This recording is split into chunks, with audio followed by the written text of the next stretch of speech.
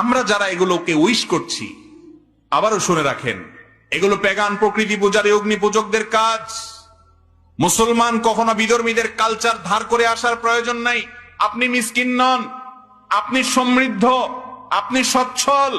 যে কালচার আপনাকে মুহাম্মদুর রাসূলুল্লাহ দিয়ে গেছেন, বছরে 2টা উৎসব দিয়ে গেছেন, সেই উৎসবের শিক্ষাটা একটু দেখেন।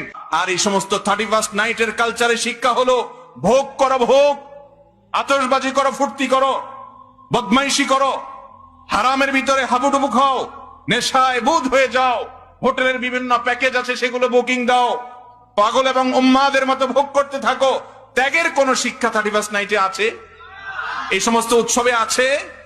এমনিতেই যুব সমাজ আজ বিভ্রান্ত, এমনিতেই মোরালিটি নাই, এমনিতেই নীতি নৈতিকতা নাই, এমনি দিশেহারা, অস্থির, তারা কোন পথ নির্দেশ পাচ্ছে না।